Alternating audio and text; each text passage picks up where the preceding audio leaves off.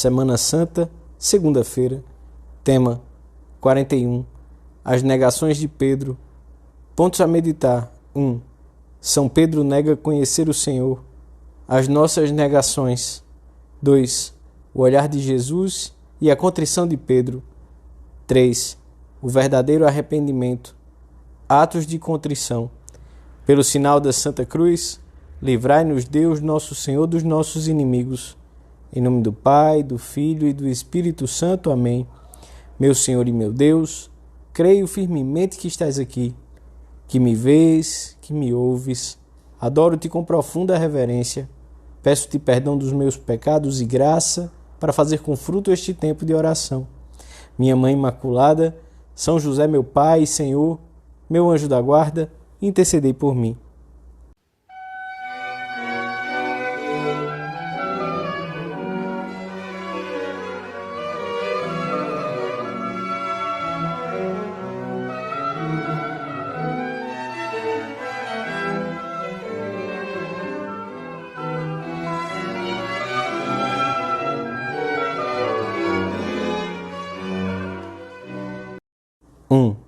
Enquanto se desenrolava o processo contra Jesus diante do Sinédrio, tinha lugar a cena mais triste da vida de Pedro. Ele que deixara tudo para seguir o Senhor, que vira tantos prodígios e recebera tantas provas de afeto, agora nega-o rotundamente.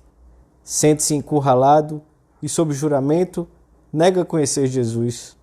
Estando Pedro embaixo no átrio, chegou uma das criadas do sumo sacerdote. Fixou os olhos em Pedro, que se aquecia, e disse-lhe: também tu estavas com Jesus de Nazaré.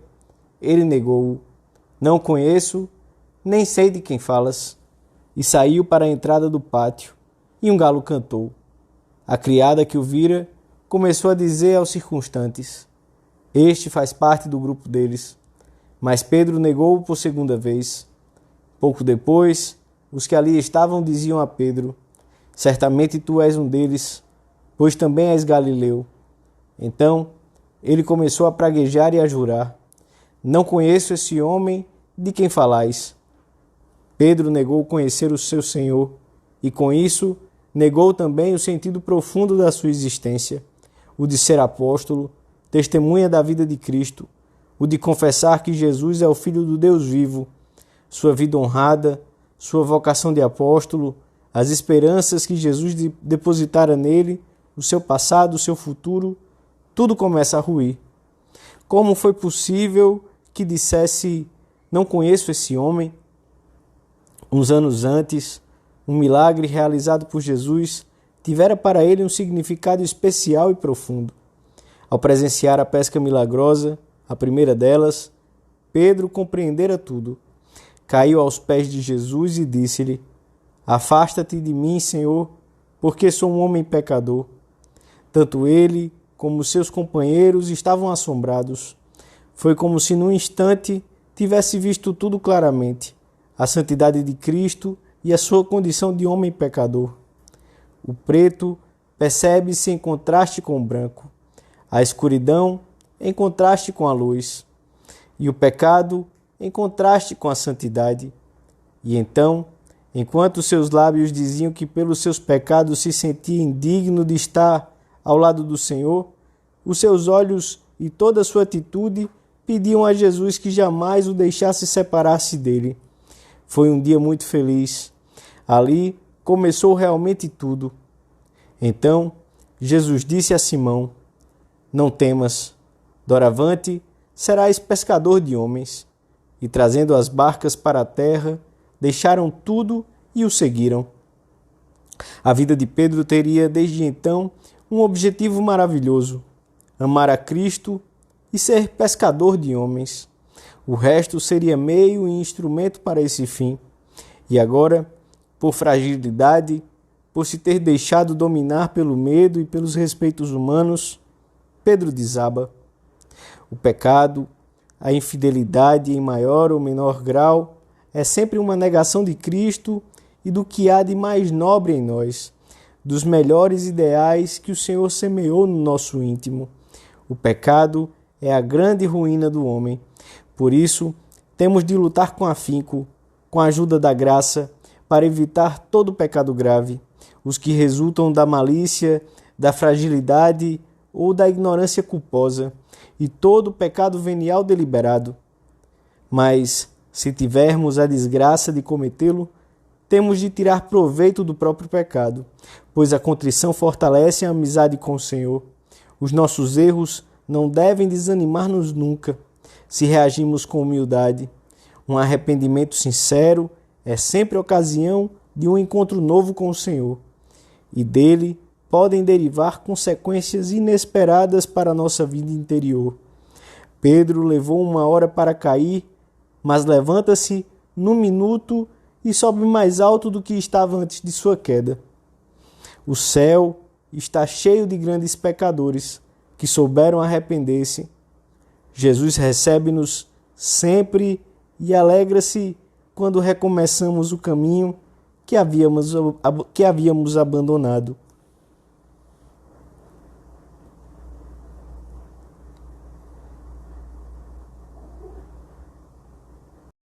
Dois. Maltratado, o Senhor é levado para outro lugar através de um dos átrios. Então, voltando-se, o Senhor olhou para Pedro. Seus olhares cruzaram-se. Pedro quereria baixar a cabeça, mas não pôde afastar os seus olhos daquele que acabava de negar. Conheceu muito bem os olhares do Salvador. Aquele olhar que decidira da sua vocação e a cuja autoridade e encanto não pudera resistir anos atrás. Aquele olhar delicado do dia em que Jesus afirmara ao contemplar os seus discípulos: eis os meus irmãos, as minhas irmãs e a minha mãe. E o olhar que o fizera estremecer quando ele, Simão, pretendera suprimir a cruz do caminho de Cristo. E o olhar afetuosamente compassivo com que recebera o jovem demasiado rico para segui-lo. E o olhar velado pelas lágrimas diante do sepulcro de Lázaro. Não há dúvidas de que Pedro conhecia os olhares do Salvador. No entanto, nunca tinha visto no rosto do Senhor essa expressão que agora descobria nele. Esses olhos impregnados de tristeza, mas sem severidade. Olhar de censura, sem dúvida, mas que ao mesmo tempo suplicava e parecia repetir: Simão, eu orei por ti. Esse olhar só se deteve nele por um instante fugidio, porque Jesus não demorou a ser violentamente arrastado pelos soldados. Mas Pedro nunca o esqueceria. Vê o olhar indulgente sobre a chaga profunda da sua culpa.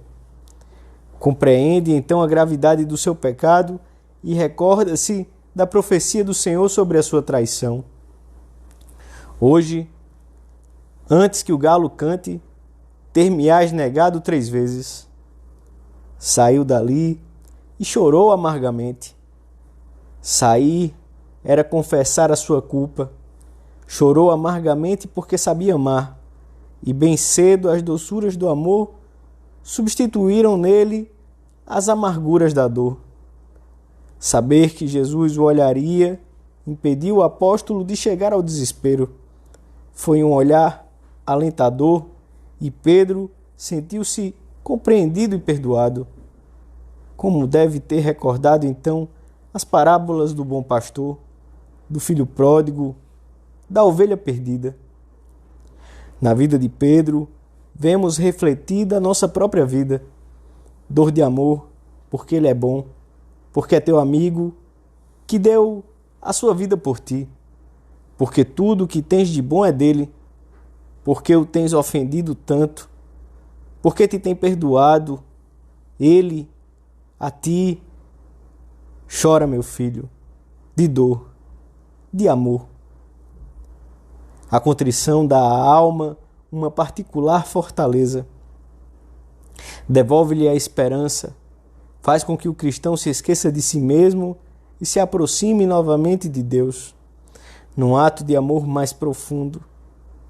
A contrição enriquece a qualidade da vida interior e atrai sempre a misericórdia divina. Os meus olhares deixam-se atrair pelo humilde, pelo coração contrito que teme a minha palavra.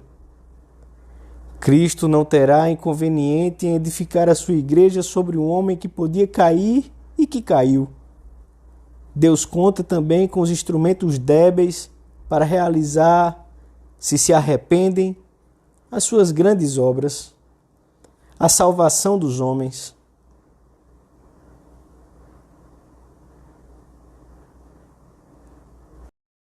Três. Além de nos dar uma grande fortaleza, a verdadeira contrição prepara-nos para ser eficazes entre os outros. O Mestre passa, uma vez e outra vez, muito perto de nós. Olha-nos, e se o olhas, se o escutas, se não o repeles, ele te ensinará o modo de dar sentido sobrenatural a todas as tuas ações. E então, também tu semearás, onde quer que te encontres, consolo e paz e alegria. O olhar do Senhor recaiu também sobre Judas e incitou-o a mudar quando, no momento da sua traição, ouviu o mestre chamá-lo amigo. Amigo, com que propósito vieste? Não se arrependeu naquele momento, mas mais tarde, vendo-o sentenciado, tomou-se de remorsos e foi devolver as 30 moedas de prata. Mas que diferença entre Pedro e Judas! Os dois foram infiéis ao Senhor, embora de modo diferente. Os dois se arrependeram, mas quando Pedro viria a ser a rocha sobre a qual se levantaria a igreja de Cristo até o fim dos tempos, Judas foi e enforcou-se. O mero arrependimento humano não basta, produz angústia, amargura e desespero. Junto de Cristo, o arrependimento transforma-se numa dor gozosa, porque se recupera a amizade perdida. No instante, pela dor, em face das suas negações, Pedro uniu-se ao Senhor muito mais fortemente do que jamais estivera. As suas negações foram um ponto de partida de uma fidelidade que o levaria até o testemunho supremo do martírio. Judas, pelo contrário, ficou só. Que nos importa? Isso é lá contigo, dizem-lhe os príncipes dos sacerdotes. Judas, no isolamento produzido pelo pecado, não soube ir até Cristo, faltou-lhe a esperança e por isso o seu arrependimento foi estéril. Devemos despertar com frequência no nosso coração a dor de amor pelos nossos pecados, sobretudo ao fazermos o exame de consciência no fim do dia e ao prepararmos a nossa confissão. A ti, que te desmoralizas, vou te repetir uma coisa muito consoladora. A quem faz o que pode, Deus não lhe nega a sua graça. Nosso Senhor é Pai, e se um filho lhe diz na quietude do seu coração, meu Pai do céu, aqui estou eu, ajuda-me. Se recorre à Mãe de Deus, que é Mãe Nossa, vai para frente. E a sua dor, levada a Cristo, transforma-se numa dor gozosa, sobre a qual o Senhor edifica. Dou-te graças, meu Deus, pelos bons propósitos, afetos e inspirações que me comunicaste nesta meditação. Peço-te ajuda para os pôr em prática. Minha Mãe Imaculada, São José, meu Pai, Senhor, meu anjo da guarda, intercedei por mim.